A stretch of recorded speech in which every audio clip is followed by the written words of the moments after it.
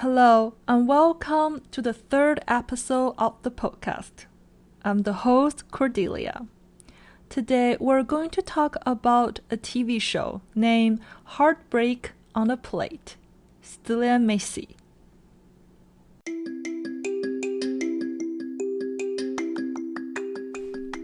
Heartbreaks on a Plate, the 失恋めし. This TV show is aired on White TV this year in January, starring Alice Hirose and Kai Inowaki. The show and the story is based on an essay-styled manga that is published in Kansai Worker, which is a very community-focused magazine from 2015 to 2017. The TV show Heartbreak on a Plate unfolds the stories of food and restaurant where the broken-hearted people eat after breakups. In many cultures, I believe there is an old saying that goes, to eat to overcome the sorrow. Does it sound familiar to you? As usual, in this episode, we will talk about the stories and some very interesting details. So, spoiler alert. But we won't go too deep about the endings. Heartbreaks on a Plate is now available on the Amazon Prime, but only in Japanese at this moment. However, the first episode has English subtitles on the White TV English website, so you can find the link in the description.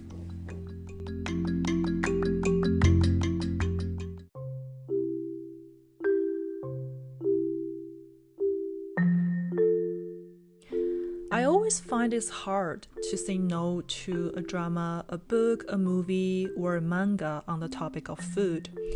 So for this show, Heartbreaks on a Plate, each episode is only around 25 minutes with no complicated storyline or settings, but you will find it still entertaining and comforting to watch, so which is a wonderful TV show you can watch while you are having lunch or dinner. Each episode has a special guest. You won't know who will show up, how they will show up in the show, and what kind of the breakup stories they will bring in, and what food and drinks and restaurants will go with that experience. So the show actually begins with a very cute opening line in the first episode. With the searching for the people who might just end a relationship, our main character, the manga artist, Misaki Kimaru-san, she goes, there are so many ways to start a relationship and so many ways to end a relationship. But no matter what, people, we need food. When a relationship ends, the notion that gives and helps us to get over a breakup is the special flavor of a dish.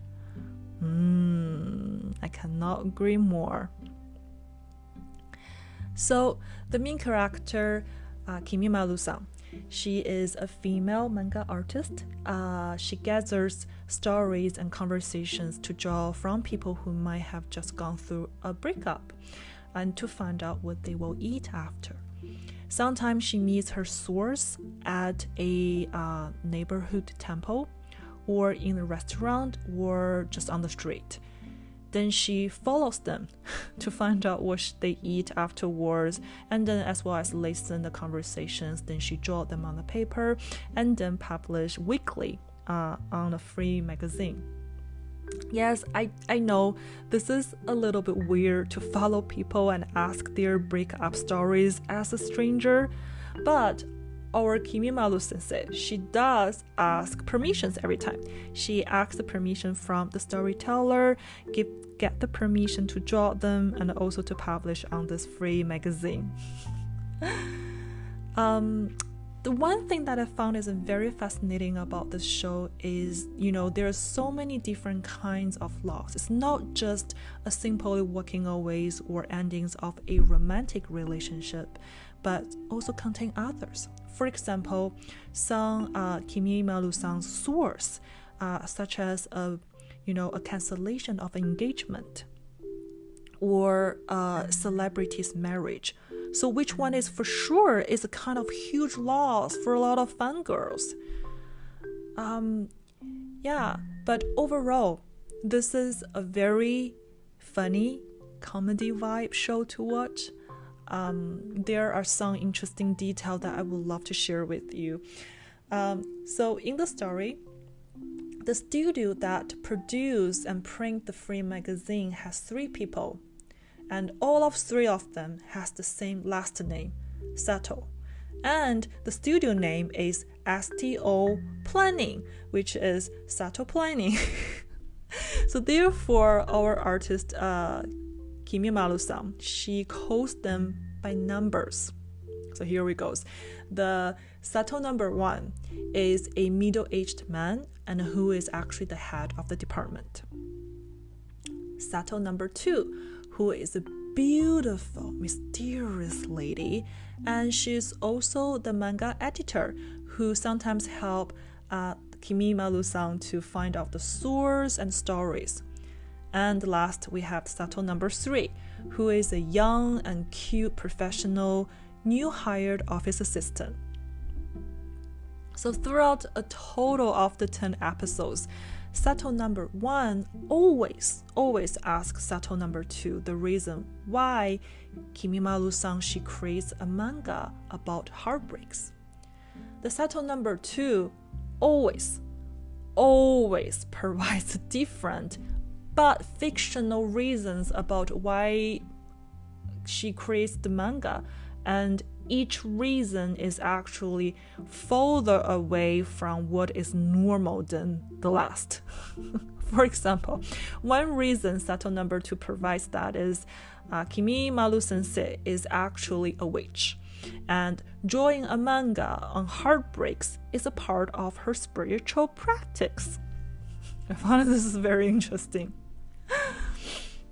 But overall, we do know that the ending of a relationship is complicated, isn't it? Whether we are the ones who experiencing it or watching someone go through it, even though we know, we always say that everything happens for a reason, but the sorrow, the grieving of the loss can still wash over us like a tsunami.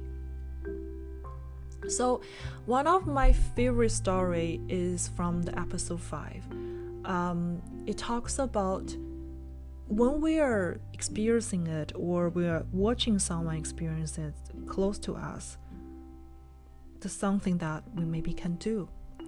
So in that episode 5, where is a father and daughter have colloquy together after the daughter breaks up with her boyfriend. The father does not talk or ask many questions.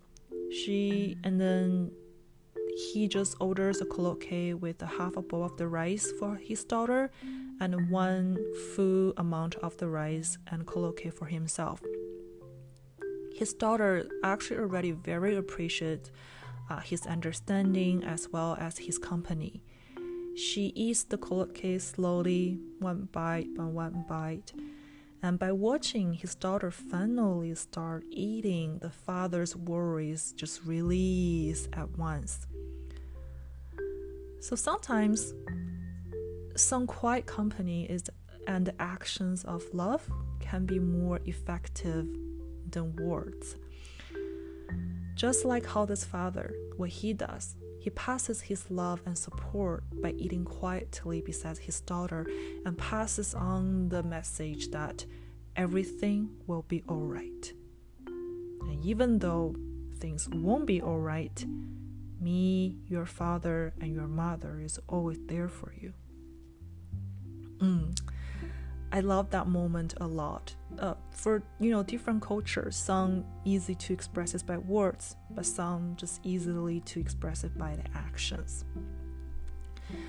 And also in the first episode of this show, there is a heartbreak story around the saba miso, which is a dish with fish dish. The sabamiso was also introduced as the first dish in another show called Bagaku no Sachiko. I think the English is the male makes her forget. So that show is also, talks about overcoming the pain after breakups by having comforting food. We'll definitely introduce that shows in our future episodes. But I do remember that I did not eat much after breaking up with my first partner 11 years ago, I think. But I still remember those sleepless nights and days after losing my appetite. So someone told me something similar that was also said in the episode 6 of the Heartbreak on the Plate. The Sato number 1 actually said to their regular lunch delivery young guy, whose last name is actually also Sato. This is where the Sato number 4 showed up. Here the Sato number 1 says, he goes, you don't have to force yourself to forget, because this one set love or this experience is a part of your life. However, just let it be as an experience, not the whole part of your life. Here you go, eat something.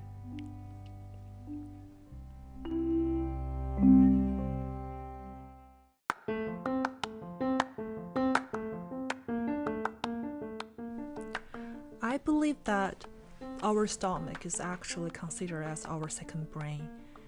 It reacts to our emotions sometimes even sooner than our brain. The food, indeed, has the healing power. You will hear a lot that in this podcast, how I talk about the show or the mangas or books on the topic of food, because I do believe that magic things that food brings to our life. Eat to forget, eat to heal, and eat to remember the most important in life. So I quote from my past grandmother who grew up during the Second World War. She often told me this: eat well, sleep well, and everything can be solved. So I hope you enjoyed this episode and hope you will eat something very nice today. This episode is edited by Grace and written and hosted by me, Cordelia. Any dialogue mentioned in this episode was actually translated by me. I will talk to you soon in our next episode.